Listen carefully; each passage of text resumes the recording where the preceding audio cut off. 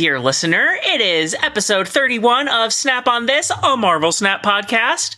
I'm your host, LaurenWhatevs.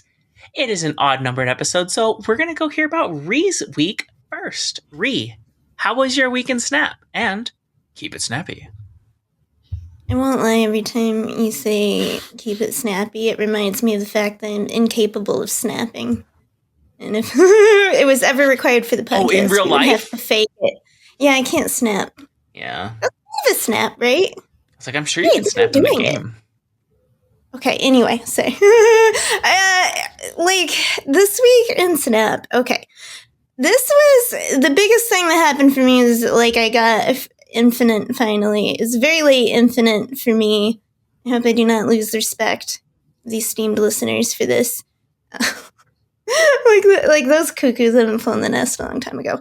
Okay, but we had Sanctum, and I was just all in on Sanctum until that was done. And the time since in my limited Snap time, I've had to split between that and Conquest because I'm also very behind in Conquest matters. It's next week is right, the last week of the season already. Not ready. So I did finally hit it last night, and honestly, it was I feel like I've heard other people say later in the season it gets real sweaty or something, but it was pretty easy for me. I just climb mostly through missions, doing whatever I wanted. It felt very red carpet. I don't know. Just Were you running into a ton of bots by any chance? Yeah, I mean, I was, but not more, honestly, than the normal climbing experience, I think, for me. Yeah, that's my main experience with waiting versus rushing is if I rush, I feel like I get more bots. I definitely recognize some bots on my climb. I won't cross the 8-cuber to cross the end line was definitely against a bot. I'm just surprised they stayed for it, to be honest, because they're so much better at retreating now, unless you're pulling a sneaky on them. But yeah, no, I honestly just felt like people were tossing cubes at me. It was the most paparazzi experience I've had at Snap. Honestly, because I got some spider points. I'm like, do they know? I don't know. A lot of whatever I wanted. So oh heck yeah. I was just going to end because I crossed the line with my Firehair deck that I'd actually been a while since I built a deck for a card coming out that I'd been working on ahead of time. But along the way, I had several. I did I built one of my little party buffs decks, which is basically, if you've ever played an MMO and at the beginning of a big raid, when everyone is putting all their buffs on each other, and it's just a good time where you're supporting your friends and getting hyped to do something together. Anyway, that's the vibes of party buffs. That's why I love buffing cards in games. It's just one of the strategies that's really fun. In Magic, there is a side of me that plays red-black decks, I won't lie. But a good white, green, blue deck all day long. Just buff up your cards and heal them. Anyway, but Party Buffs always has America Chavez, Okoye, and Nakia.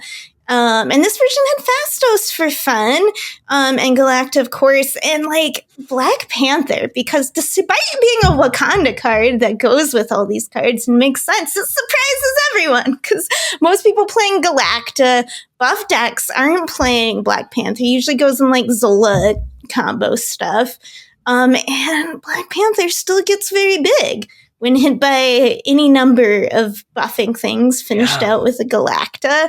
And it's a fun big drop where they don't think you have something big enough to win. It's you haven't seen a Black Panther. I also built for fun. Okay, the 100%, the idea of this deck was based on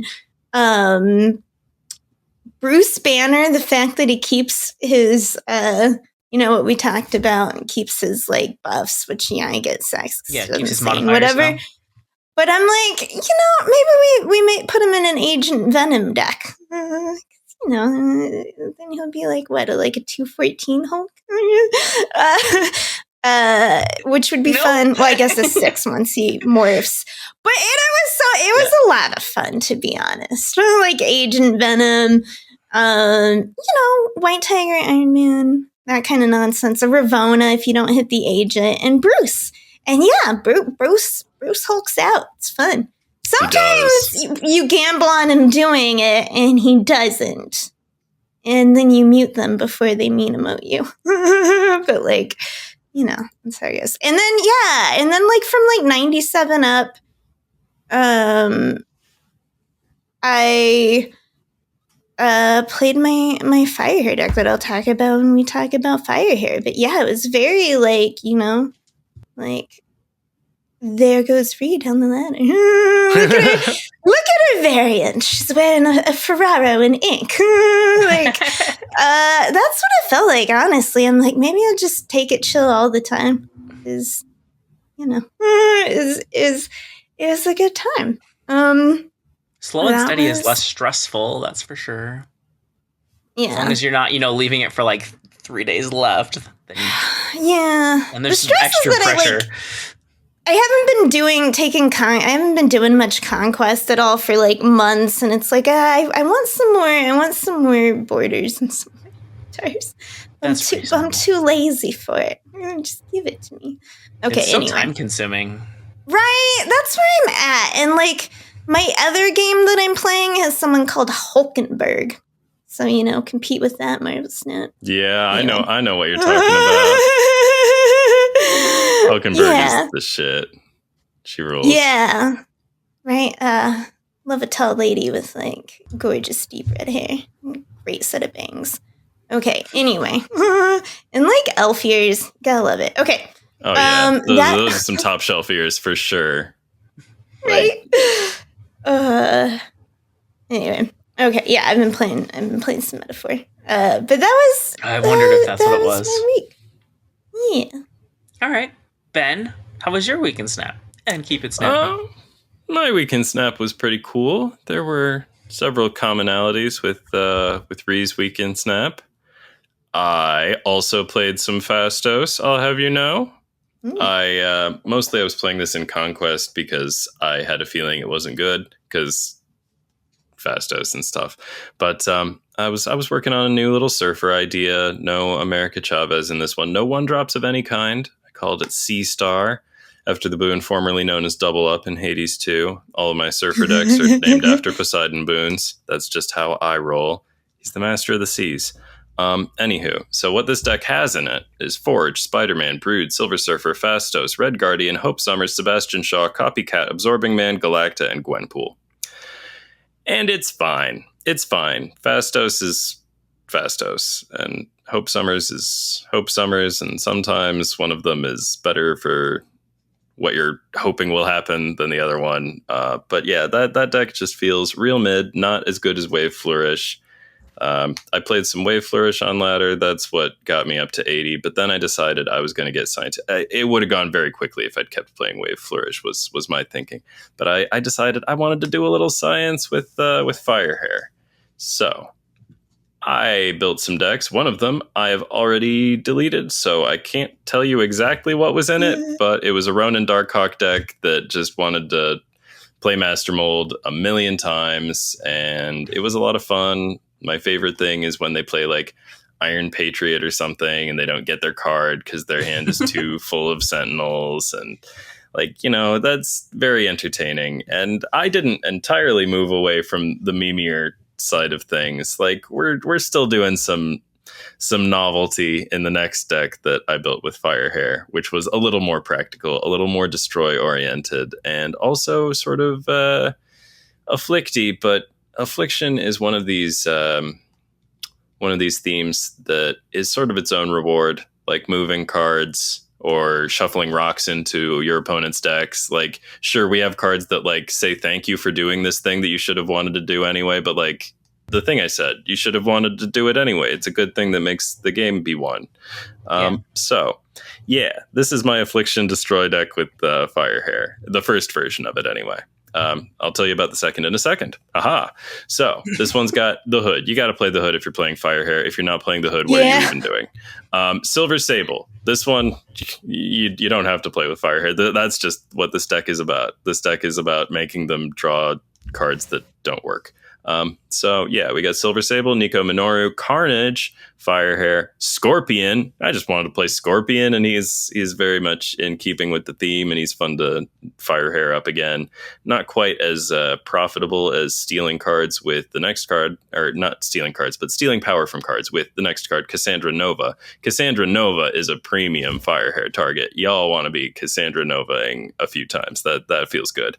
Oh my gosh, Ben, wait, can I say, so I also have Cassandra Nova in my Firehair deck once, and she was in the same lane as my Firehair, and someone shanged her, and then Firehair copied her ability and re-won the lane. Yep. It was amazing. So there's a real cool turn 5 play that I think that maybe a lot of people aren't thinking about, and that is Firehair and Venom on the same lane, on top of like 2 on reveals that you like. So like if you have... She reprocs and then you keep all that power. Yeah. So like if you've got Silver Sable and Cassandra Nova on the same lane, turn 5 rolls around, Firehair Venom. Do it. You got to do it. That's yummy. And then on turn 6, play null somewhere else and you win. Anyway, point is, yes, Cassandra Nova, Venom, Misery. You got to play Misery. Although there are ways that things can go wrong with Misery that are strange and that I don't always understand when they happen to me, sometimes because of fast forwards that make things unclear. Atuma, Null, and Death. So that's version 1. I noticed that if there was a game when I got to generate certain cards like Arnim Zola, things really worked well. But yeah, so the second version of the deck is a little more destroy-y. The 3 cards that were cut were Scorpion and Carnage and Atuma, and I cut those 3 cards for X23, Killmonger, and Arnim Zola. And I'm not sure if that version of the deck works better, because the first version of the deck carried me all the way through the 80s and up to 98, and it would have carried me to the end, except then I realized I would not be able to test my next version of the deck if I, got to Infinite, and, because like I was beating up on a lot of bots and I just wanted to give them the same sort of footing. Anywho, so that second version of the deck I called Firehair Don't Care. The first version of the deck that is slightly more afflict oriented and still had Scorpion and has Carnage, who I think should go back in the deck, is Hairmageddon. Both of these decks seem to have good things going for them, and I think that the best version of the deck probably has one of the cards from the old version and 2 of the cards from the new version. And I'll figure out what that is, but, it's, it's feeling good. Update us strong, next week. Cool. Played that bad Fastos Surfer deck, played the good old Surfer deck. Those were the decks I mostly played. I guess I also played a little bit of my Joaquin Torres Bounce deck. For those who are interested, that's Joaquin Interest 2. That's the Hood, Silver Sable, Rocket Raccoon, Nico Minoru, Toxin, Joaquin Torres Falcon, regular old Sam Wilson Falcon, Grandmaster, Agent Venom, Sage, Hitmonkey, and Beast. And those were the decks I played. And other than that, did anything interesting or exciting happen in Snap in my week? The straw has broken the camel's back as far as G-angle offenses, so I am now going through and unfavoriting all the pixels and the G-angle chibis, because they done... I don't know. They just seem shady as all get out. And I think Goose was my last one, and I finally switched it out for the cute new one. I can't. Is it Moon Colony? I don't know. There's a new cute one that I grabbed. They do the pixels. Does that mean you're not playing your Absorbing Man pixel anymore? Yes. The iconic. My pixels are more important. Even though, I am fond of the Absorbing Man pixel, I have positive associations. We've had some great times together.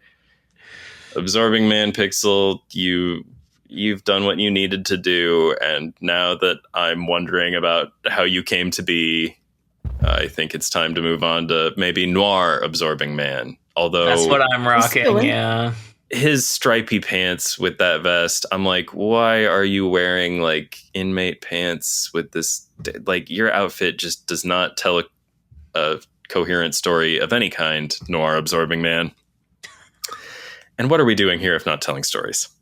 Anyway, that was my weekend stuff. On our variants. Yeah. Great. I am thrilled to report the variant hunt is over. Baby Hulk showed up. I'm going to stop torturing myself with Hulk decks. I have used iRoll Iron Man a couple times when people sassy Deadpooled me inappropriately. Like, those people. I was very clearly doing Firehair shenanigans. I wasn't trying to win, buddy. I mean, I was trying to win, but I didn't because I didn't draw the nuts. Like, it had nothing to do with you. Anyway. I lost, but it had nothing to do with you. Yeah, it had to do with I didn't draw the perfect combo. Look, I don't always feel that way, but when I'm doing an explosive, stupid Clip Hunter combo, it's because I didn't draw my combo. I have to report on Hulkling. I did it. I did the Lauren-specific homework, which was... I said if I get Hulkling from Sanctum, then I'll make a Hulkling deck and play it, and I did. This deck, my dog's asking to go outside. We'll see if we can make it through this without interruption. It has a terrible name. It's a casino deck. I pulled out something that I was playing this like January 2022, like when I was first getting into the game. You know, we've got Lady Sif and Ghost Rider here to pull out some big stuff. We have Lockjaw to pull out some big stuff. And it was really fun. Anyway, the first word was a portmanteau. What's that? Oh yeah, I know Lockjaw's a fun card, but much harder to play at 4. Yeah, much harder to play at 4. Is Lockjaw a fun card? I don't know. Was a fun card. Was Lockjaw a fun card? I don't think I share that view. Man, my old staple deck way back in the day was like Lockjaw, Thor, Vision. I mean, this is olden days when we walked up to Snap School uphill both ways in the snow. That went in that deck. It's true. Wasp. You would not play those combo of cards like anymore. Sad. It is it's heartbreaking when you put a bunch of cards into Lockjaw and like what comes out is like the cards you just put in. It's like Wasp, Baku, Zabu. Great, that lane is toast. But I'll tell you, more often you put a bunch of cards in and what comes out is Hulkling, InfiNOT. Like, anyway, here's the list. Wasp, M'Baku, because that's like, if you're going to play M'Baku in anything, it's Lockjaw, right? You throw him in there over and over again, and then at the very end, he fills the spot. And there were like a couple games I won because of M'Baku, which is one of the funnest ways to win. Zabu, Sif, Dracula, Ghost Rider, Lockjaw. The flex spot is Crossbones. I tried a bunch of stuff because this version of the deck has a really high curve, but this one was performing the best. I still don't love Crossbones there, but there he is. Vision, Jane Foster, of course. We want to pull out our Wasp over and over again. And Hulkling and InfiNOT. Was Hulkling the best thing here? I would say most of the time, Giganto would probably have been better. Or Magneto, even. Yeah, Magneto. But when Hulkling is Doom, that's very cool. Zola, very cool. Those two were kind of just cool. I would say Leader was the only hit that just like won games. Gore is often good. Gore's good too, but also like if I'm dropping a ton of power already. But yeah, you're right. Gore with 13 extra power, I'm not upset about. But Leader I found to be the most swingy. Leader was when Hulkling was like, I won because of Hulkling. Anyway, fun card. Not a good card. Not reliable in any sense to deck build with. Yeah. So I started with a portmanteau of Gambling and M'Baku and Hulkling, and that came out as Gambokling, and it looked like Deep Speech to me. So I ended it with Fitagen from Cthulhu lore. Anyway, that'll be in the show notes if you want to play my terrible deck. It's fun though. It's really fun. Finally, my weekend snap. I got surprise in the mail that I pre-ordered so long ago I forgot what it was. The joys of ADHD. You can give gifts to yourself. It's a Marvel Snap art book, and it's really lovely. It's made by Dark Horse Comics, and just like a coffee table type book. And it has like 30 to 40 variants in there that aren't even in the data mines yet. This is a podcast, so I'm not going to show them to you. But there is a lovely hood that I'm very excited for that comes with a custom token. Is it going to be an ultimate or a bundle? Probably. So hopefully not too expensive, but it has a gorgeous demon by Wild Blue Studios, and I am excited for that. There's also a Maria Wolf Giganto, which I will get because I get all the Maria Wolves, unless it costs like $50 or more. Don't do that. Okay. Moving on to our new card this week, Firehair, a 2/3. We've already talked about her because we all got her and played her because she seems so fun. When one of your cards is destroyed, this uses that card's on reveal. Did you play it? Did you love it? Was it as fun as you thought it would be? Yeah. No, you go ahead, Rig. Okay, I was like, you kind of talked through, unless you had another Firehair deck. I mean, I got more Firehair thoughts. You're like, I got Firehair decks for days. I'd like to hear yours. So I tried to put together, like, with Werewolf again, and Werewolf actually got cut from my Darkhawk deck. Maybe I will try him again. Right now, Gorgon, Clutch, because originally I had a Black Widow who also didn't make the cut. She's just... like, what does she go with? Maybe I can figure out some kind of surfer thing with her. I don't know. Like, she didn't look right. Ronan, That was one of the thoughts behind Gorgon. But, like, everyone's playing Hood, right? With Firehair. So Gorgon's pulling a lot of weight. And on top of all the, like, Kate Bishop still running around, just tons of, like, card gen, right? Like, just in all decks now. So, Gorgon's in it, but my other two biggest Firehair hits are going to be Iceman and Korg. And then I messed around with Grandmaster, we ended up cut as well. Cassandra Nova, of course. I had a lot of overlap with your deck. I had a Killmonger, though. Killmonger is another one. I did put this in after Lauren talked about it last week. End up with Killmonger. Okay, great. So because Killmonger instead of Carnage, right? When you set up a Killmonger and like all the Firehairs happen at once, it is as glorious as we all imagined it last week. So plus, once again, everyone's playing Firehair and everyone's playing Hood. So, I got a lot of, like, when I forgot to mute people, like, I don't believe yous when I just lost Prio, waited till they played their, like, 4 or 5 demons, and then just Killmongered them all in one fell swoop. And then played my own 3 demons after that. Like, they deserve it. It feels like one of those, like rap battles. Like, yeah. I need a mic drop emote. emote. Your own demons. Like, not their demons, but, their strategy. It's just like, them all. Anyway. So yeah, Killmonger is great. Some of this deck would definitely change, I think, once the meta would. I mean, Killmonger's still good. He's still like an alternate way, because I also have Misery, obviously. That's like, chief way to trigger Firehair. Red Guardian, I actually misread a good number of times. You don't hate hitting them for -2 sometimes. And then because it's like a Darkhawk deck, Rock Slides in there, obviously. My last addition to the deck, that was missing Iron Lad. Iron Lad does so much work, because if you don't hit, because I don't run Mystique in this, because I don't have anything else. I honestly hate running Mystique if she's only got one target in the deck. I just won't do it. So, like, for me, my replacement for Mystique is kind of Cassandra Nova, because if I didn't get Cassandra Nova early in player and I'm getting late, but I got in like a bunch of Rock Slides and Korgs that were replicated by Firehair and stuff, Cassandra Nova can still be pretty big at the end of the game. And plus, if you filled their deck with that many like rocks, they're not having a good time.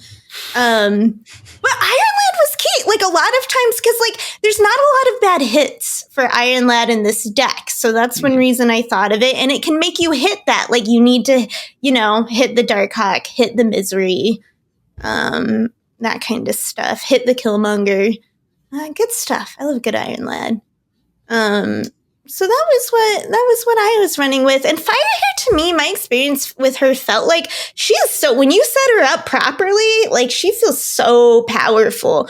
But she's one of those where it's like when you're deck building for her, you're all in on her, like you don't draw her every game. So like, you're still doing a lot of stuff to like get her big payoffs that like, maybe is a little less synergistic when you don't draw her. I mean, as much as it can be. So she's a lot of fun though.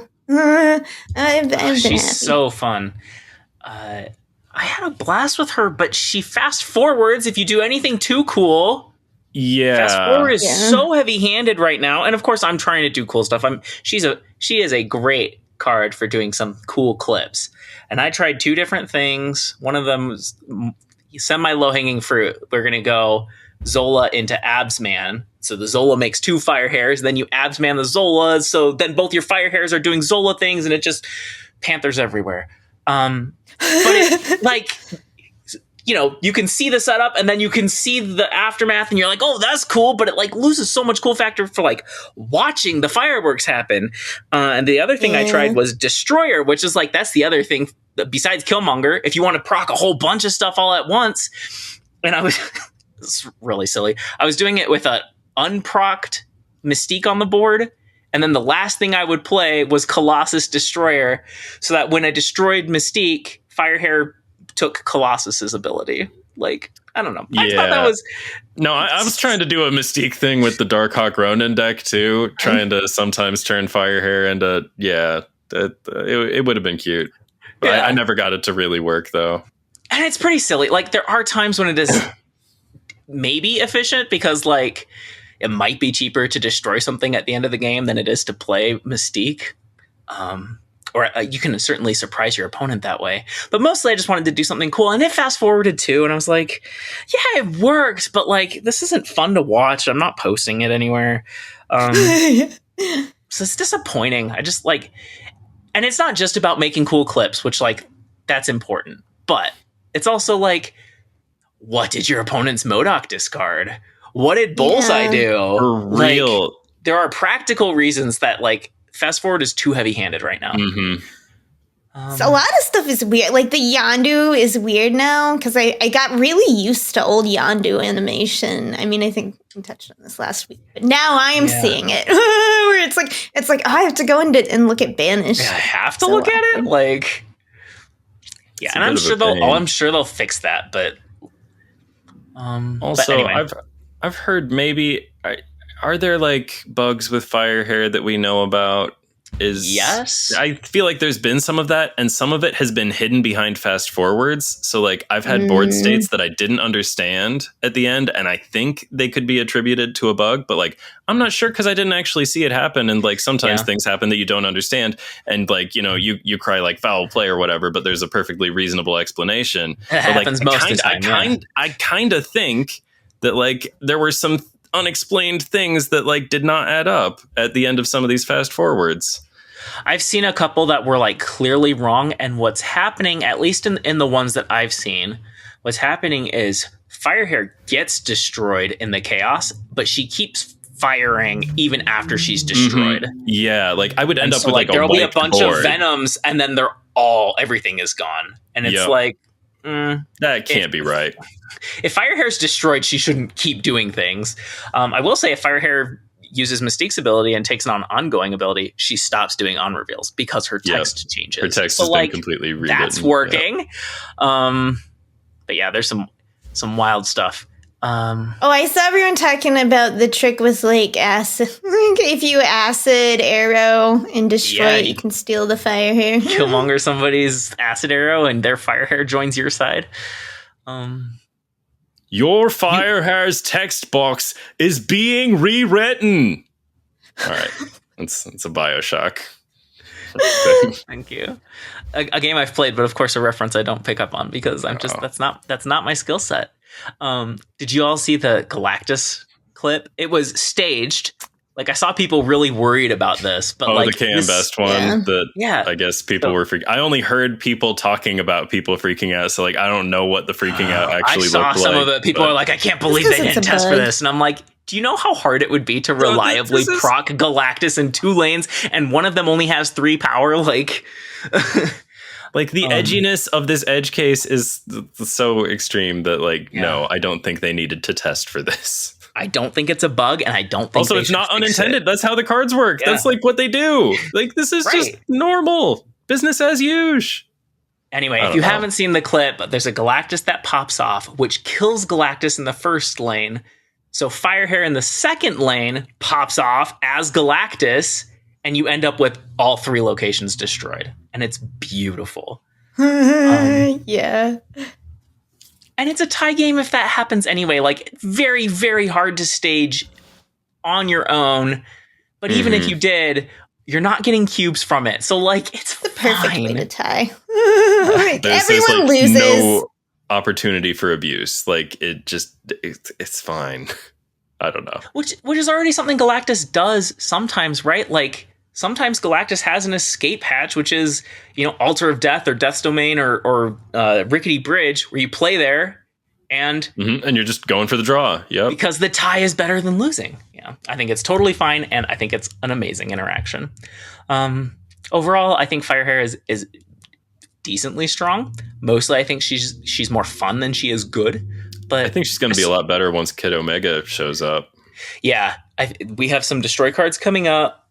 And she's good in Destroy. Like, I saw people doing some clever Nimrod-y things, and I see people saying that she's good in Thor's, and that's like the best they've had with Firehair. I just don't know if Thor's is good. Like, okay, being good in Thor's is cool, but like, is Thor's good enough anyway? I don't know. Anyway, the Thor's are fun. Yeah, I would get the card on cards. I bet it's good. The people who are saying it's good, they know it's good. So I don't know. Trustworthy. Yeah, she's finally what makes Thor's real. Thor's hasn't been real for a long time. Okay. Next week's card. Khonshu. A 6/5 with the longest text box in the game to date. By character count. I don't know by character width. I'm not going to calculate that. When discarded, returns in its next phase. On reveal, resurrect a card you discarded to another location with its power set to 5. And then, of course, you get the waxing version. It's a 6/8 with the same ability, sets the power to 8. And the final form is a 6/12 that sets the resurrected card to 12. Don't discard the 6/12 because he doesn't come back. Are you getting it? Definitely. Yeah. You're definitely both getting it right. Yeah. We both are. We both play enough discard. Like, and this will be a new archetype. Obviously, I started like while I was in the infrequent but blessed state of having finished the show notes more than like 2 minutes before we start. I started putting together a little deck, and I thought about like. The problem people get sometimes with this discard stuff is they get too far from discard. They think about all the possibilities of things they can resurrect, and they forget you have to have enough stuff that discards in there and that takes advantage of discard, and you're not always going to draw, Khonshu or whatever. But, I think Ben was saying this about Hela, but like Morbius is a card that you used to not like Silver Samurai to discard from your hand. But like, right, with Khonshu, it's like, that's fine. I mean, maybe you even hit it with like a first Ghost Rider or something. And that's fine because Khonshu's going to res it back at a set amount, right? And it's been a long time. I used to love my first Infinite month. My favorite deck I was playing was like a Black Bolt Stature Moon Knight deal, and I miss them. So what I want to try first, I think, is a let's all discard together deck. Throwing Fenris Wolf in there. We might try this new Black Cat. I did try to put together a Smalls deck for her, like I had talked about, and like I didn't really believe in it That's okay. I put this together. I'm like, this is a lesser deck, clearly, than other things I could do with this idea. So, yeah, some Ghost Rider action. And think about it. This is the kind where, like, Proxima's still good because you still want to narrow your targets for Khonshu. You know what I mean? We're all discarding together. Maybe we res them back with a Fenris Wolf. If like Fenris Wolf isn't that great for this game, we don't mind him being a Khonshu target kind of stuff. So that's kind of the direction I want to go. I want to check out first with Khonshu. Yeah, my first thought, the first 4 cards I'm going to put in the deck are Khonshu, the first Ghost Rider, Morbius, and Iron Man. That's those are the 4 I'm going to start with, and then I'm going to see what happens on the collection screen. I think he seems fun. I don't play a ton of discard, but I'm interested, and also I don't have Scorn. Discard curious. So, oh, you got to get Scorn. Scorn is so much fun. Just a very fun card. Oh yeah. You don't get 2 card weeks. I don't get 2 card weeks very often. This would have been a 3 card week for me if Sanctum didn't give me Corvus. I want this to be a 3 key week for me. I don't have Scorn variants or Glaive variants, and as you know, I play a fair share of discard. Yeah. They're both decent variants, Scorn and Corvus Glaive, so those are the Spotlight friends. I should let you two talk about discard, but my understanding is Scorn's very good, and Corvus is very now it's your turn.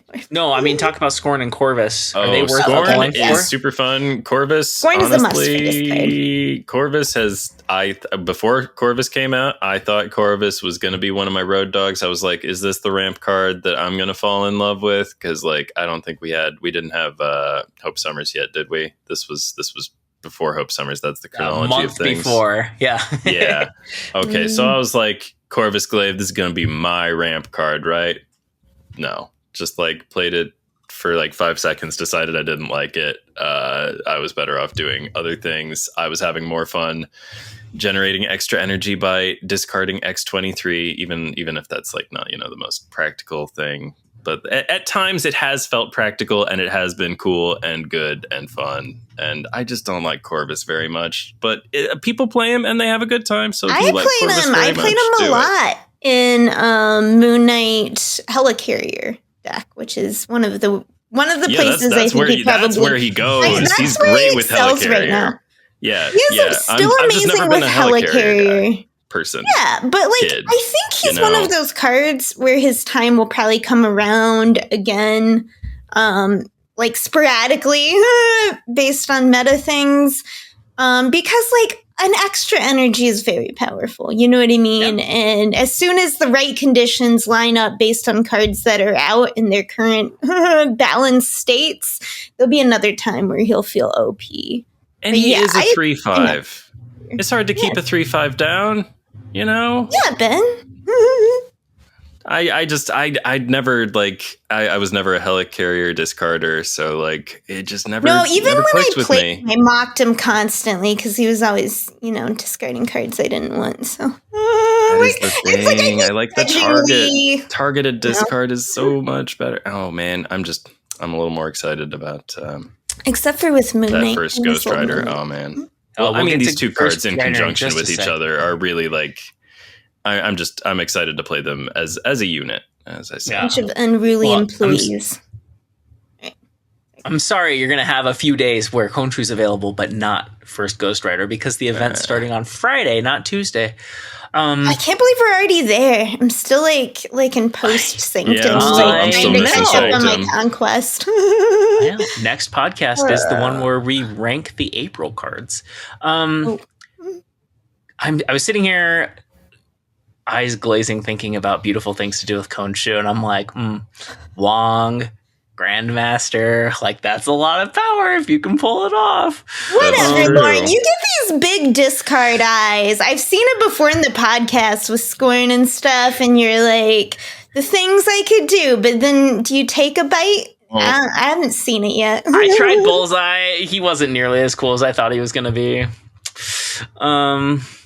Yeah, I agree, though. Bullseye is just, he's disappointing. There's just no opportunity for like you can't multiply it any interesting ways. That's my feeling. Yeah. You're never going to make a cool clip just afflicting everything with -2 once. The Dawkins stuff is probably the coolest in it, and it's fine and good. Like, don't get me wrong, Bullseye is good. He just wasn't nearly as fun as I thought he would be. Read a comic where he used like teeth to like as a weapon. They're like, haha, you have no weapon. He's like, can't he turn like anything into a weapon? I know. I think in Ultimates he flicked his fingernails at people after he was restrained. They should do that. They're like, let's find the weirdest thing Bullseye can use as weapons. No, I feel like Ultimates, they were very often just trying to prove how edgy they are. Yeah. Like, yeah, I've been there. All right. The first Ghost Rider is the prize for High Voltage, which starts on Friday. It's going to last for a week. That's the game mode where there are only 3 turns, right? It's been a while since we've played it. And you get a random amount of increase to your max energy every turn. Wait, was I was conflating Hawkeye and Bullseye for a second. They're kind of the same guy, right? Oh, was Hawkeye using teeth and Bullseye was using fingernails? Yeah, Hawkeye was using his fingernails. No, Bullseye is a serial still killer. Gross, even though he's the hero. No, but like, isn't he also the Dark Avengers Hawkeye? Isn't that the thing? Yes. Oh. Yeah, I mean, right.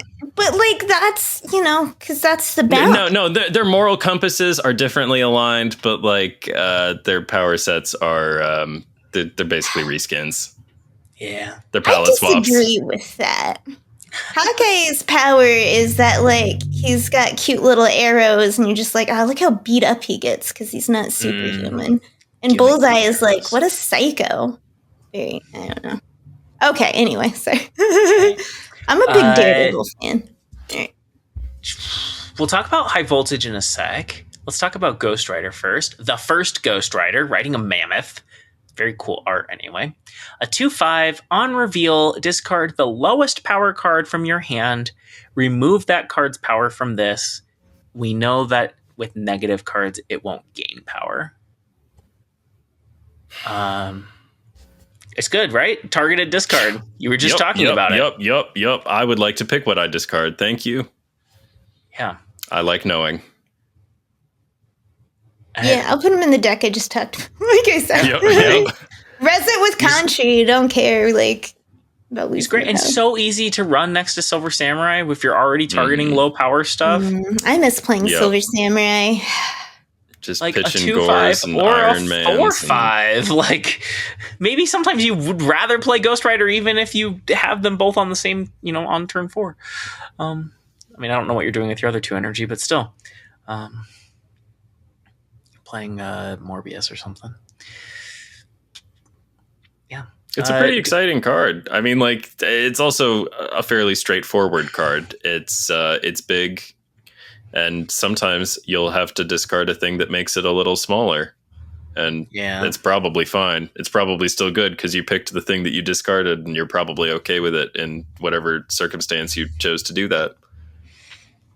I think he's going to end up being one of the better event cards. Oh yeah, right? You're going to see a lot more of this one than King Eitri is my feeling. And Lasher, probably going to see more first Ghost Rider than King Eitri and Lasher combined. Yeah, I would agree with that. Okay, High Voltage. We've talked about it before. I think it's fun. Part of a new game mode coming out or like a temporary game mode is like it's fun to explore the mode, right? And it's like I think this is part of the problem with game modes returning is we've already explored it. We know what the mechanics are like. The meta's already solved unless they change the ban list, which we have no idea. Maybe they will and maybe they won't. We don't know if they're going to. They haven't said about the High Voltage ban list. I don't know. I said before, High Voltage, the thing I like best about it is it makes it very easy to knock out Alliance bounties. How much energy can you... I'm just asking about this because I was taking some screenshots on my phone last night when I was doing Firehair things, and I was like, have I ever seen this much energy in a game before? You never get... How much energy do you ever see in High Voltage in a single turn? What's the highest amount of energy they show you? I forget. It'd be like an 18 if you rolled 666. Oh, okay. Well, then I guess it's a bummer. Can't see it. How much did you get? 18. 18. This is it was Noor Dimension things and Firehair things, and I was like, I don't think I've ever seen 18 energy before. Time to make a fat sunspot. Very wow, cheap that would have been the thing. I've seen some big energy recently with people doing bolts of Balthak on Sinister. You can end up with a lot of energy that way. Would it be fun to play? I mean, like, I was just thinking about this Noor Dimension nonsense I did, and I realize we are so over talking about Firehair. Firehair is yesterday's news, last week's card. Would it be funny to play Psylocke in one of those decks? I also thought about doing a Wiccan thing in one of them. I was like, this curve almost seems like I could maybe play Wiccan in it if I wanted. Like, wouldn't it be funny to like get a little extra juice?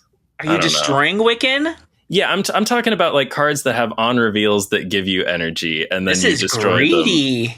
Yeah, it's extremely greedy. I'm not saying it's practical. I'm saying, like, would it be fun? Is there? It would be fun. I don't know. But you have to do like Moon Girl She-Hulk or like Zola Sunspot. You have to do something to spend all that. No, I haven't figured out to what end we're doing this. This is a means, not This is just the journey. I have no destination in mind. Okay. Sorry. I support you doing things for fun. Okay. Yeah. All right. Do things for fun and Snap. That's all I do. Do you two have any other high voltage thoughts? It's high voltage. I just hope it's a casual time. High voltage. I think it's not. We've all had enough grindy stuff lately, or at least I'm sure not everyone, but like I'm ready for like just some casual. Yeah, knock it out. Help with those lines, bounties. I was unfair. I mildly dislike high voltage. I'll play it and tolerate it, and it'll be fine. I'm not going to be upset about it. It's just not exciting. I'll only be upset if they put the grind in it. If they decide to make the grind. Yeah, there is a way they could upset me with this. We'll see. We'll see what happens. Yeah, let's keep it light, please. After that, Sanctum grind, which I loved Sanctum, but also don't love. Feeling like I could imagine that being nightmarish if I was having a different kind of experience there. Yeah. That Sanctum grind could have been, I'm sure it was torturous for some players. Yeah. Right? And like blast. Ooh, baby. When that takes your snap time, it's like you can't do ladder, you can't catch up on conquest, and if you're someone that normally gets all those rewards, now you feel like, you're behind. On to our side quests. First up, secret homework. This week's secret homework was assigned by Ben. Take it away. Oh, great. Okay. Well, that should tell you about the quality of my secret homework that I'm turning in this week. The assignment was to design a card based on any of these fine female presenting characters from the from the 2nd through 5th sets of Marvel HeroClix. And these sets came out between 2002 and 2004, and I'm just fascinated by like which characters we cared about back then versus who we care about now. What happened to these people? Do we still care about them? Are we going to get around to them eventually? Like, yeah, it's interesting how it cycles. Yeah, like how are these people on the scrap heap? Are they coming back? I don't know. So I don't have the list in front of me right now, but there were like 15 names, and they were, okay, now I've got the list. Spiral, Madam Mask, Boom Boom, Deathbird, Hepzibah, Marrow, Calypso, Morgan Le Fay, Princess, Python, Callisto, Anaconda, Vindicator, Goblin Queen, Destiny, Brood Queen, and Hellcat. And those last three we have already designed for cards for previous secret homework assignments. The card I chose from that list was Callisto, sometimes the leader of the Morlocks. I learned many more chapters of her later history that I had not read about, but the Callisto I remember, she fought Storm and stuff, and Storm was like, hey, Morlocks, quit like abducting people and being fucking creeps and stuff. It was a great moment. This one time, I think she like tried to marry Angel or something. It was the 90s. I don't remember. Why does everyone be dating Angel? I mean, he's very pretty. I get it, but like, yeah, I guess he's got wings. It's pretty cool. Yeah, I love a fly boy.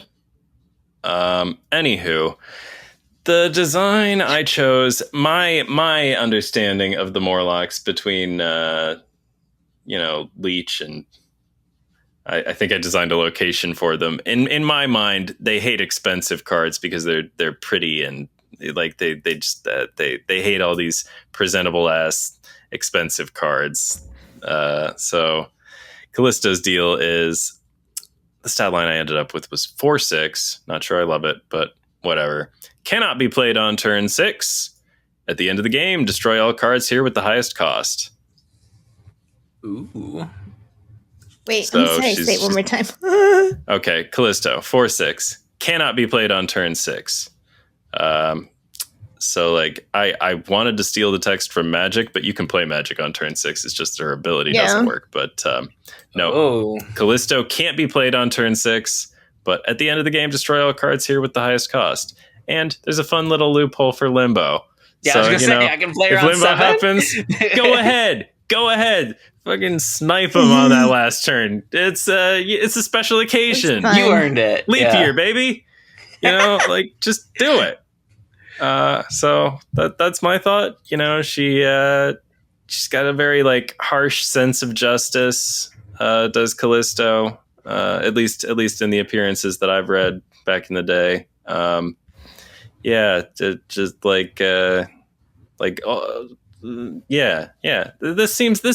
This felt fitting to me that she would like myrtleize any pretties who wanted to wander into her territory. That's my thing. I like it a lot. I would definitely play that. Sounds fun. Okay. I chose Boom Boom for my card because she's one of those characters that I'd kind of seen around and I'm like, she seems kind of cool. I'd like to know more. And I thought I would use this as that opportunity.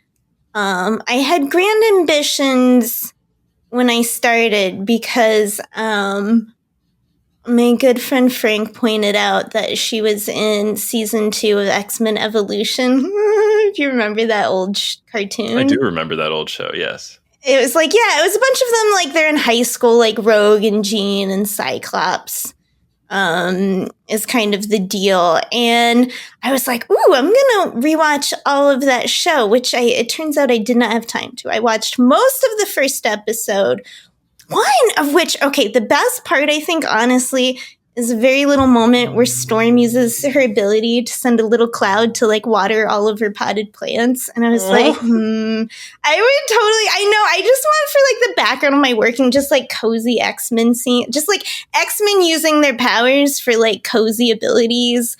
That would be so relaxing. Yes, cozy please. X-Men. Okay, anyway. But, so then I just watched a YouTube short that like had all of her like power uses together. And what I have learned about her is she is a very, lovely woman who is definitely about fun, but like, unlike my usual experience of finding out about characters I'm interested in, I don't know that I'd want to hang out with her. Like, her ability is she has these, like, she can make these little bombs that she throws, which sounds really fun, but, like, a lot of the way she likes to use it is to pull pranks. And my thoughts on pranks are that I do not find it fun to shame or humiliate other people. So, like, and I like the way it's like, once she uses it to, like, blow the pants off these boys, and it's like, they're just innocent basketball players. Like, I get, like, sometimes there are villains that, like, deserve some public shamery, but, like... Deserve some pantsing. Yeah, but not like random citizens, not bystanders. How is that fun? So, anyway... She considers that she's a little stinker. Yeah, and then she thinks it's hilarious and fun and a good time to, like, upset and troll random people. And I was just like, oh no, I don't know that we would be friends. Like, this isn't how I use my time. I mean, we have things like video games and stuff when we want to slaughter people for no reason. So, like, anyway, it was just kind of disappointing for me because usually I find out that they're very cool and I'm like, huzzah. And this time I'm like, but like, she can do her. That's cool. Not everyone has to be, enjoyable for a respectable citizen to hang out with. All right. So, the card, based on all that, the card I thought I would make for her would be like a 2/3. And into an interesting, more to be explored subgenre of destroy move. When this moves, destroy a random card that costs 3 or less from the old location is the idea. And that would be from either side. I didn't want her to be, because, like, you can move one card around a lot, with a little effort. So I didn't want to make her OP. So I put it the 3 or less. And, like, both sides. I thought it fit her random nature. And it may not be super powerful now, but, could be. Yeah. Nature. Do a lot of damage to some decks. An uncaged Spider-Man 2099. Yeah. Well, caged in a different way. Aren't we all in cages, though? Spider rage. Okay. Anyway. I picked Calypso, who is different from Callisto. Not a character I was familiar with, but she hung out with Kraven and fought Spider-Man and Daredevil. You're muted, Ben. Maybe he knows he's muted. No, I don't think Ben knows. All right, no, I was muted. But okay, so you're telling me that you're unfamiliar with Calypso, which means that you did not watch Kraven the Hunter, now streaming on Netflix, capturing the hearts and minds of the nation, and definitely its film critics. Oh wow, y'all haven't seen Kraven yet? Be real this with me. Movie is bonkers, and Calypso is in it. Okay, I'll give it a watch. All right, because this one movie didn't succeed. We know that films that star men just no good. Yeah, nobody will watch it. That's the conclusion to draw. Yep. Okay, so like if I'm still bitter about like the old Halle Berry Catwoman. It's like, come on now, people. Like, okay. If I enjoyed Madam Web, and possibly did enjoy it because my expectations were properly set very low. I found Kraven the Hunter to be more entertaining than Madam Web, but it's a matter of personal taste. Of course. I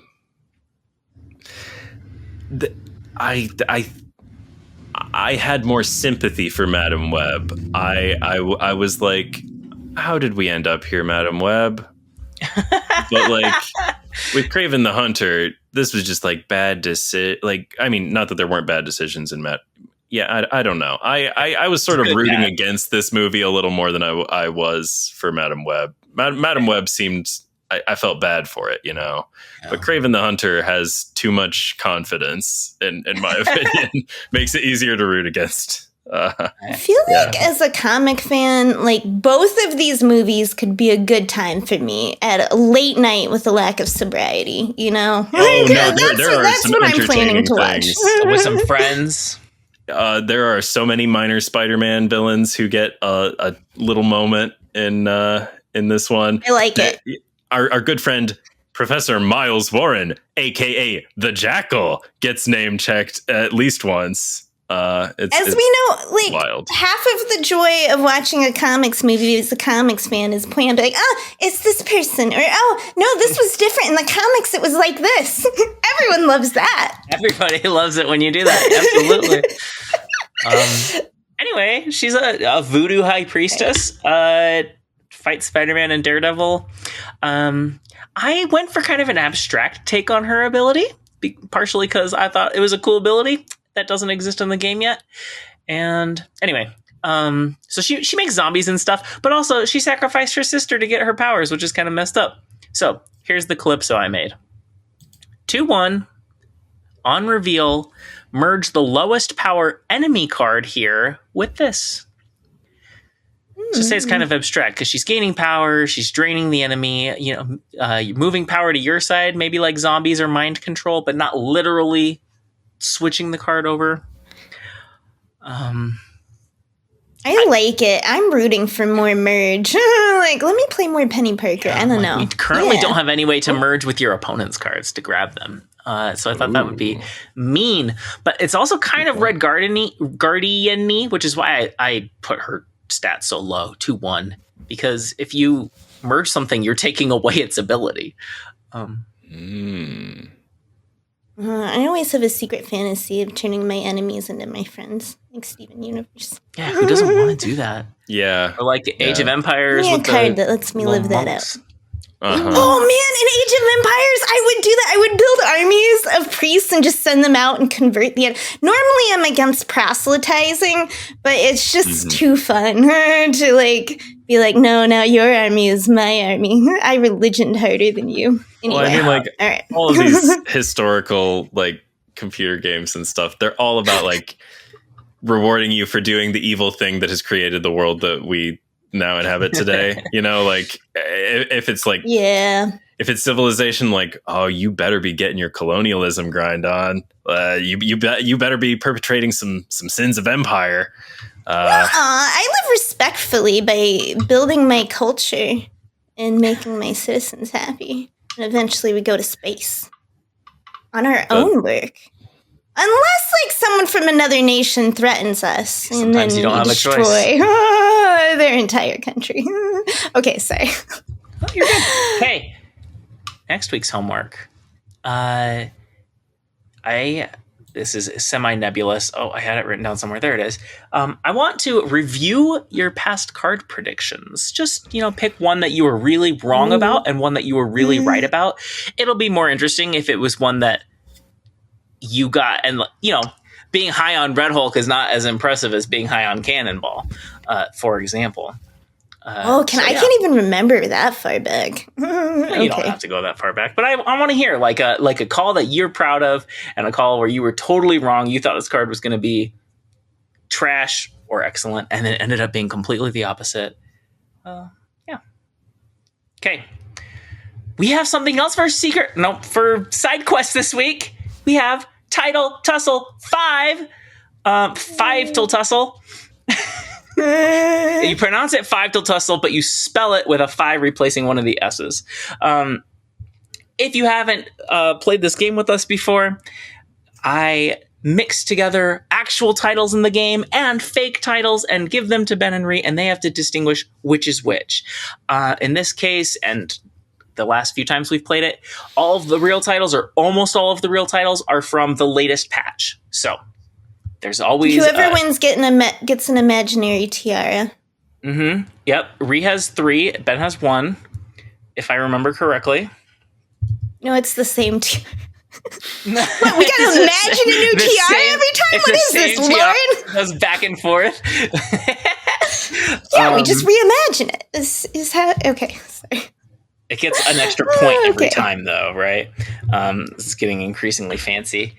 It gets stronger with each transition, yes. Yeah. As is the I'm going to nature give you magical a set magic. of... I'm going to give you a set of 3, just like in Marvel Snap with locations. If you get 2 of them right, you win the set.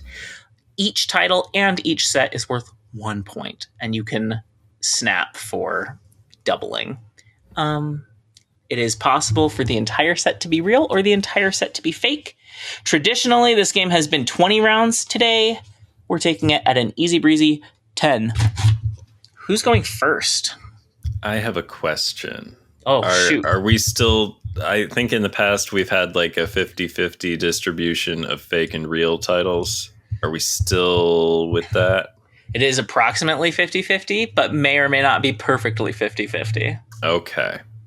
Yeah. Cool. It's hard because I don't want you to metagame, but also if we know that more of them are real, then it's just safer to guess real. Okay. Decide who's going first. Oh, Ben for sure. He already spoke. It's the Ben rules. it is. Right. I do not plan ahead of time. I just have an odd player and an even player, so it's not like these are targeted at either of you. Okay, Ben, here's the first set. I'm going to put it in the Discord. Speed carbon dating. Rock, paper, snap. Cave pixel collector. Oh, is that like a cave painting? How do you... I mean, like... The thing about cave paintings is that traditionally they're sort of affixed to the wall of a cavern. It's true. And collecting them is very difficult. Wow. Rock, paper, snap is like... entirely inoffensive. It's such a nothing, such a breath of old dust. Wow. Speed carbon dating. I mean, I guess there is sort of nominally some wordplay afoot here. I hope they're all fake, honestly. But I bet... Let's go... You know what? I'm going to guess that they're all real. Oh, wow. Oh. You going to snap on this? Yes. Okay. Speed carbon dating is not real. I invented it, although I was immensely inspired by a real title, Carbon Dating Champ. Oh, wow. That's... Worse? Weird. Yeah, so much worse. Wow.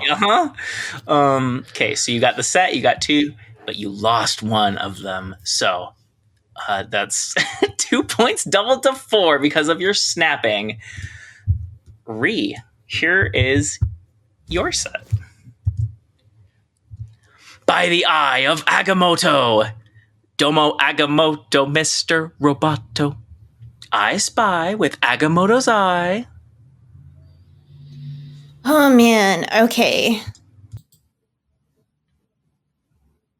Oh, man. I feel like Domo Agamotto, Mr. Roboto. I feel like that is a fake title. And I honestly think these are all fake. I'm going the opposite of Ben. You gonna snap on that? Probably wrong. Also, yeah, aren't just they a because little it late? creates a nice symmetry, like Strangers on a Train. Okay, what? Haven't we already had all the prehistoric Avengers titles? Weren't they added in a previous patch? They just I don't added know. Cave Pixel Collector. Oh, I guess they did. I don't know, man. Okay, all fake. Are you? I feel like I'm wrong about snapping one, on but it? I don't know which one. Yes. Okay. You also get 4 points because By the Eye of Agamotto is real. Oh, really? Okay. Yeah, Domo Agamotto is by Ryan Wood. Thank you. You'll notice this time there are fewer contributors. It's because I Ryan asked for Wood, help the writer? today. Okay. No, one of our listeners. Yeah. I don't know. Maybe Ryan Wood is also a writer. And I Spy with Agamotto's Eye is mine to round out the set. Okay. Ben. Set 3. Yeah. Anointed at random. Tamed at axe point. Lost at sea. Well, I read a graphic novel by that title. I recall thinking it was all right. I have the first 2 are giving me nothing. Anointed at random. I mean, I guess that's like chosen and anointed, or not somewhat synonymous in certain context. Tamed at axe point. I mean, like, I bet that one's got to be real. Nobody's gonna make that up. Axe Oh, I point. just had a nightmare that, like, I was forced to be in a very deep lake that had sharks. I'm very afraid of, like, the deep water. Oh. To be Yeah, honest deep with water's you. scary. Yeah, that's It's pretty that's terrifying. one of those Anyway. fears that's based on real danger. Yeah. I'm gonna go fake, real. I think that why is at capitalized in all of them? I try to be somewhat consistent. Like they know about like lowercase, like they like I'm looking up at by the eye of Agamotto. Like I guess the listeners don't know about how these are like. Right, they don't know about the capitalization. I failed to do so, but I tried to capitalize every word to be consistent. The actual real titles in the game are extremely inconsistent. Some of them use title case, some of them use all uppercase, some of them use like only for the first word. It drives me nuts. Anyway, so I think Anointed at Random is fake. Tamed at Axe Point is real, and Lost at Sea is real. Snap on it? Fake, real, snap. Oh my goodness. Well, you shouldn't have, because only one of those was correct. So that's a -4. That's okay. Anointed at Random and Tamed at Axe Point are both real. Of course, Tamed at Axe Point is real. What the fuck does that mean? Lost at Sea was mine. Again, just to round out the set. Okay. Rie. Stega Sorcerer Supreme. Terror of the Skies. I know it's a silent P, but I wanted to make sure that the listeners could hear it. Mammoth Wrangler. Oh, okay. I know why it's Tamed at Axe Point. Is there a reference? Yeah. I was like, I wonder, is that a reference to Terrax the Tamer? And yeah, it probably is. Although I don't know if that thing he's holding is technically an axe. But yes, I think they're talking about Terrax. It's not the axe that it's Terrax Point. Anyway. Well, he's this dark side looking guy. Like seriously, like I'm gonna share this image for you. For everybody. For the whole class. Like this guy. Terrax the Tamer. Why is this so hard? Is it my turn? Am I ruining everything? No, it's my turn. Okay, sorry. You keep going. I was waiting for the image. Okay. Okay. I feel. Wait. Tell me that's not Dark Side, huh? It looks just like Dark Side. Although I would say that's a halberd, not an axe. Yeah, exactly. It's not an axe. It's a halberd. It's a pole arm. Yeah. Yep. But I think that's close enough for axe. You're telling me this is a Marvel dude? Yeah, that's a Marvel dude, right? I know. All right. No. It was worse. That very much is a ripoff. Okay. For mine, okay.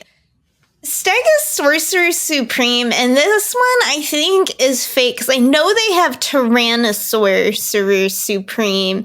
Because I actually, for the first time, like, ever might buy a Conquest title. Because, like, I do also have a bucket list wish to travel the world and see all the best dinosaur recreations and skeletons and museums. Oh my gosh, come out to Utah sometime. We have an amazing museum. Actually, we have a bunch, but there's one in particular that I love. And it's fun to scare yourself with the big underwater ones because they don't exist anymore, so it's okay. It's safe scary. Okay, anyway. So I think this one is fake because I don't think maybe they put both out, but someone might have made that up because it's similar is my guess. Terror of the Skies is like too good. I don't think it'd be real. And I love dinosaurs, so maybe that's skewing it, but I think that's fake. I do think Mammoth Wrangler is real. Because I don't know. It just strikes me that way. You snapping on it? So I don't rember what I said for each line already. And I don't feel confident. I don't think I'll snap. Real.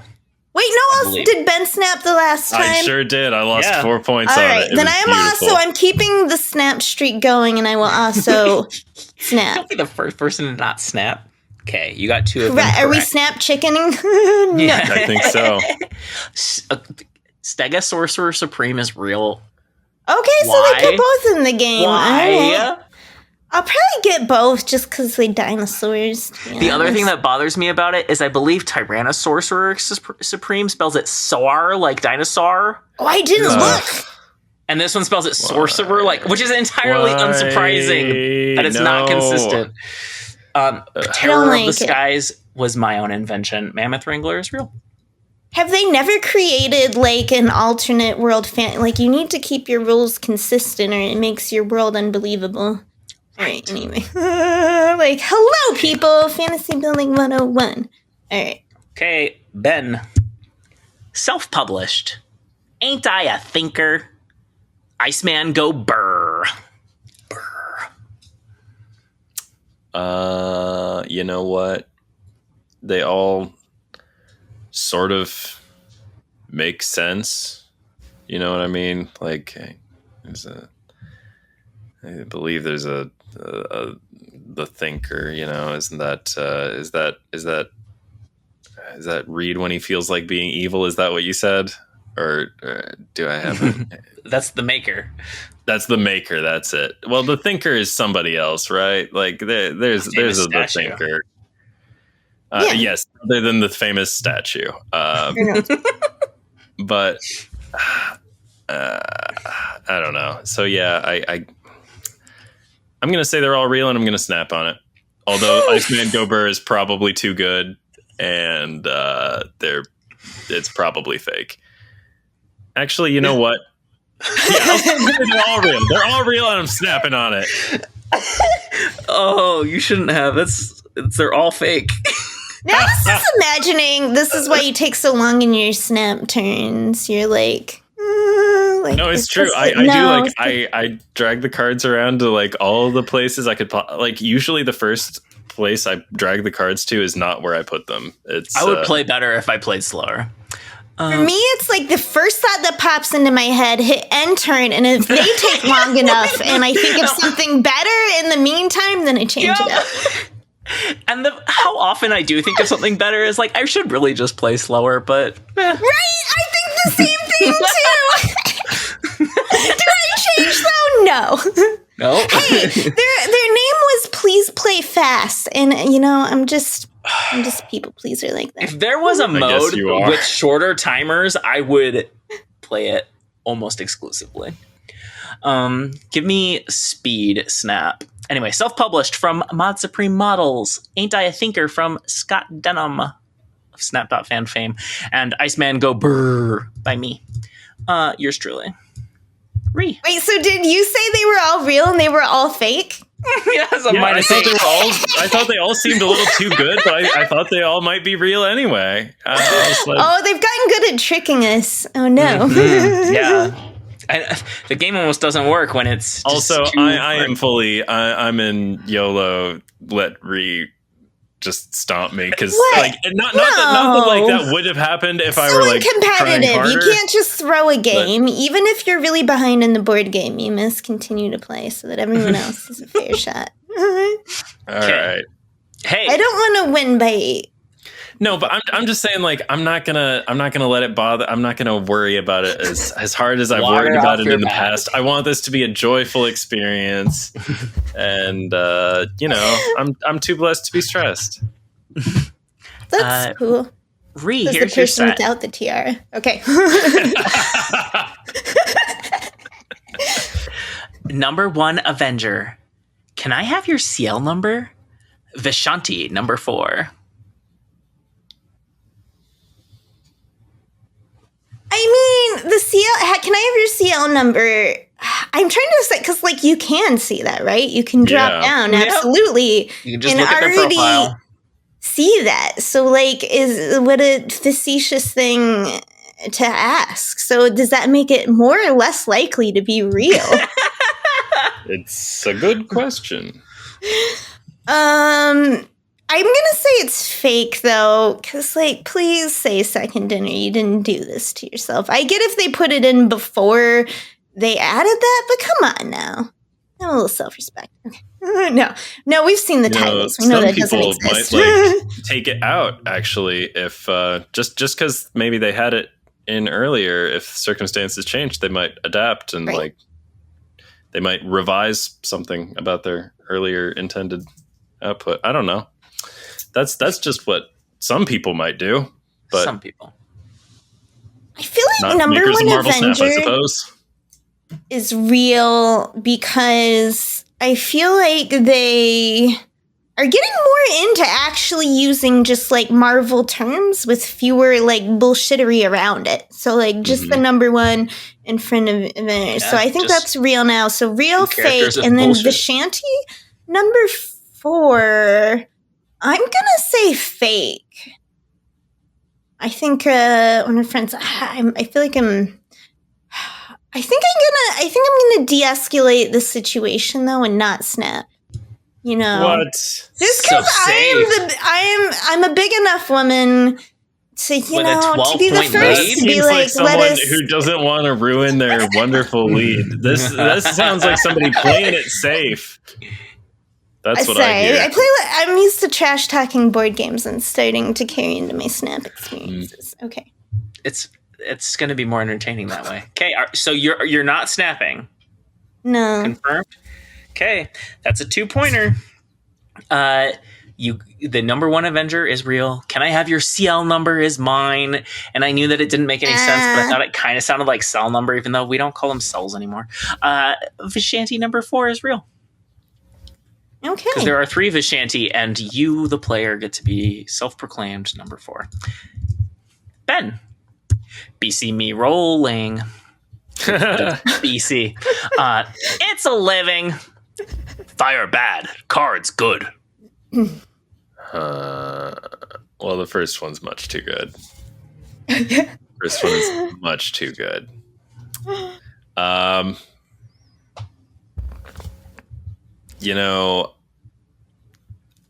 saying fake, real. Snapping? Okay, that's 4 points. BC Me Rolling is real. It's a living is from Ryan Wood. Fire Bad Cards Good is real.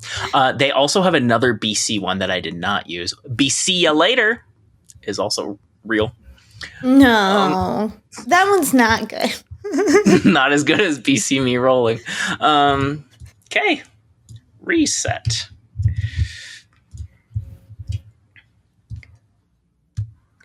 Has Cosmic Pants, needs belt.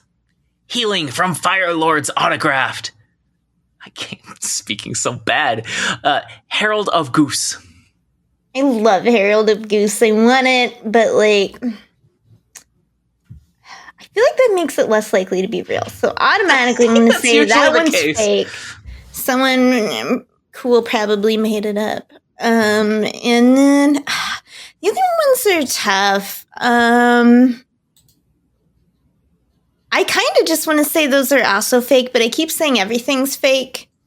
So I'm going to say those 2 are real, but I'm not going to snap because now in my mind, I've morphed this into a tortoise in the hair kind of thing. And, tortoise, as I recall, maybe won the race. So we're just going to take it slow and easy because I lack confidence in my own decision making sometimes. Okay, that's a 2-pointer. They are all real. Herald of Goose actually is not from this patch. There are 1 or 2 that I pulled from older patches. Oh, I'm going to get that. I'm going to put it on my squad small. That one's cute. Okay. Mm-hmm. Ben. Oh, I'm glad you got this one. Not my circus, not my Morlocks. Don't talk to me or Isan ever again. It's the adamantium claws for me.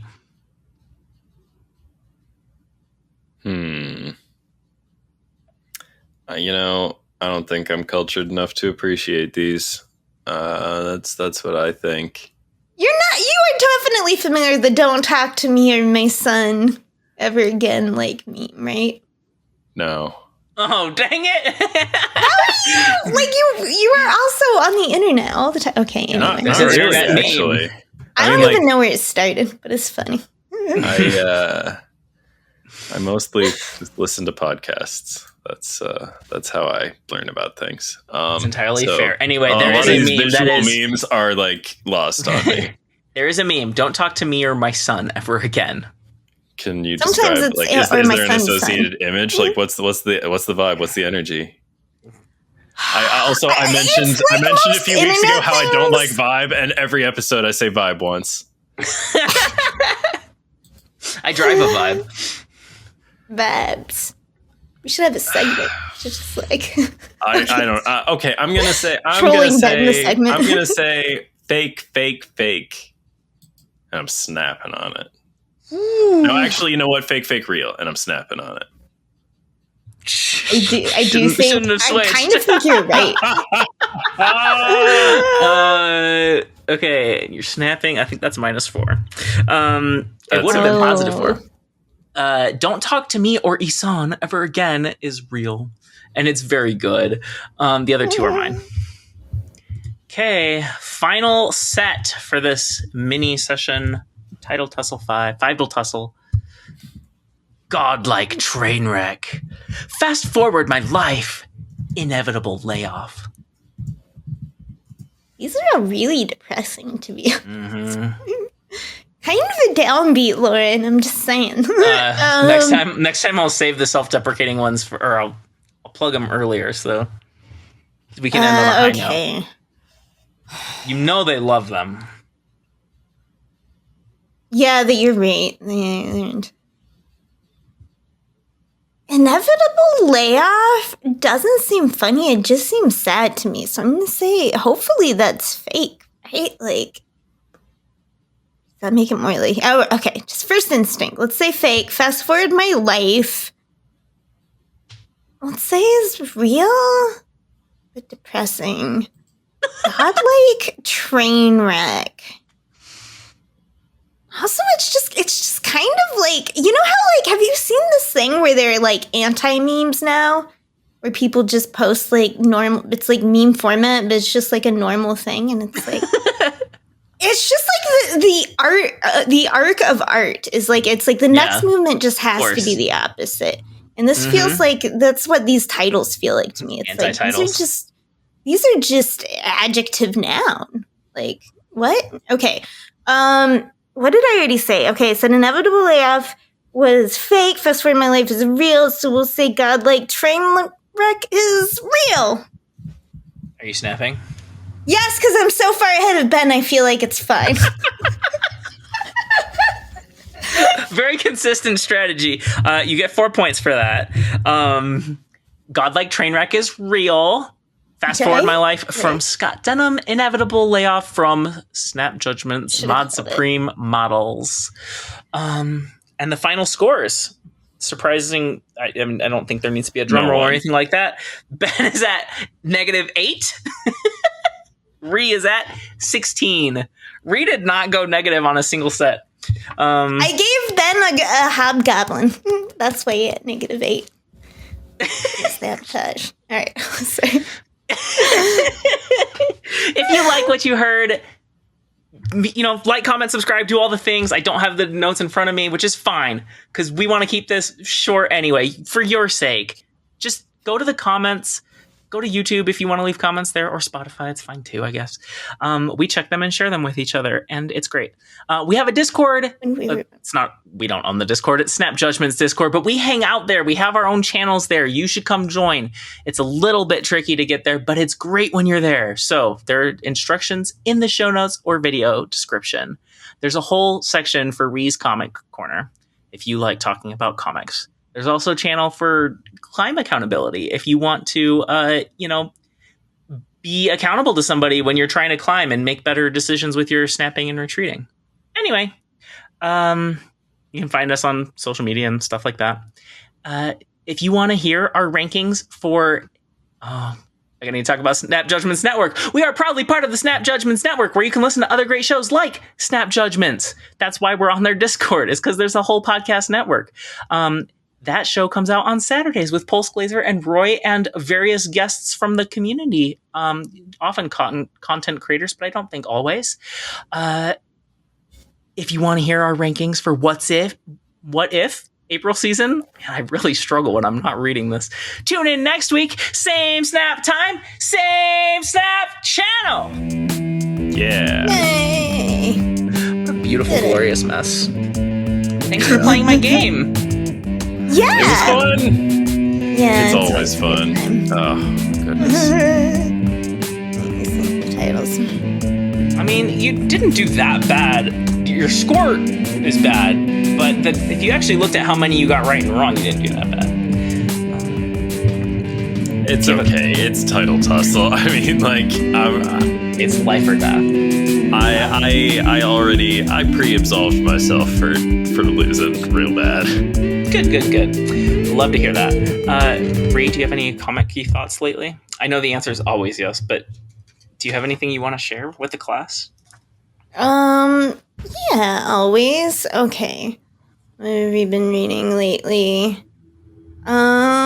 Talking about Storm is an interesting thing, because I've been trying to get X-Men's always been a weaker until recently area of knowledge for me. I've tried to get into Storm multiple times over the years, and she's one of those characters who's always so different, always being kind of reinvented.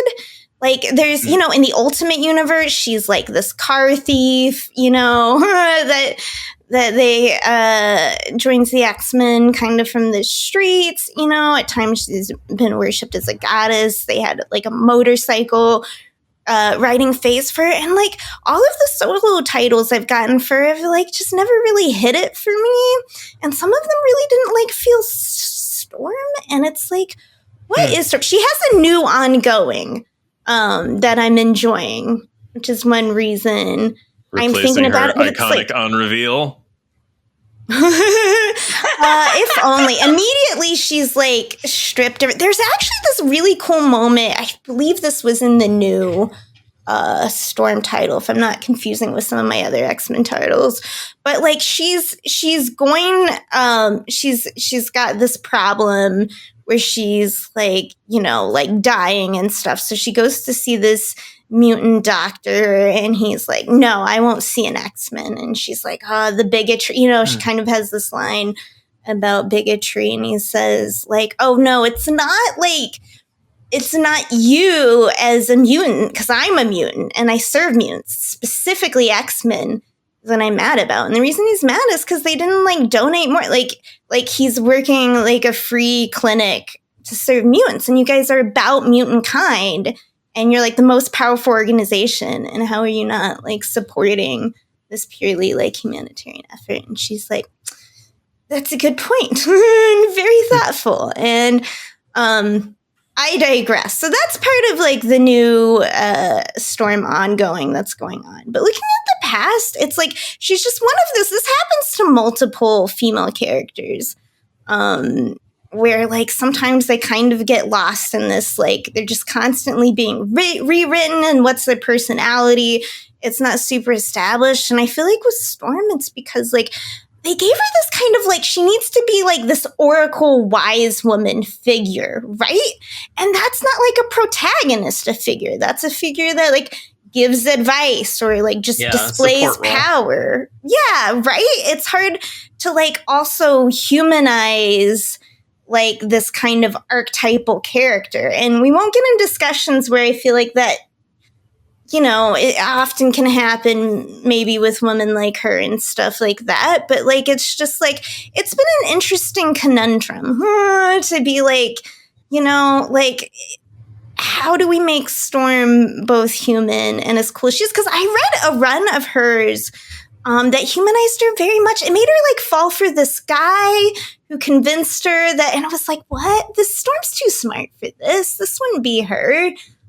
And I don't know. It's in it the problem of Storm. Maybe there's some really cool stuff from her way in the past that I haven't read. But the coolest stuff I've read from her was actually in Black Panther, where she gets to come in and be a cool character, But I want her to be her own title holder, and not just Storm leader of X-Men, but what did she do in the first episode of X-Men Evolution that you almost finished watching? Oh, where she that was the perfect way to do it. Where she's watering the plants with a little cloud. Is that all she did in the first episode of X-Men Evolution that you almost finished watching? She's see, once again, she's in all the other characters get to be young, in high school, going through the drama. Because is she not? It honestly doesn't matter. She's not an actual teen. No, she's kind of an aide. It seems to Professor X. And kind of more of a chaperone type figure. And it's just yeah, I feel bad for her. And it's but when they try to break her out and like make her really different. Okay, sorry. I'll save it for another time. I was about to say. It's interesting that she can be so iconic, but have such like nebulous identity.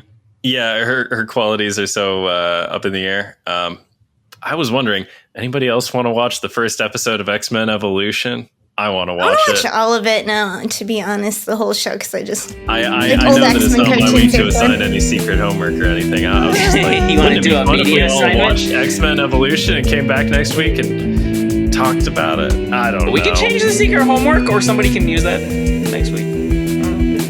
I'm just like, I saw it was on Disney Plus, and I'm like, I vaguely recall that show from my childhood. I mean, like, it was not my X-Men animated series, but you know. I'm calling dibs on my next comics corner to talk about Daredevil. Too many thoughts to share.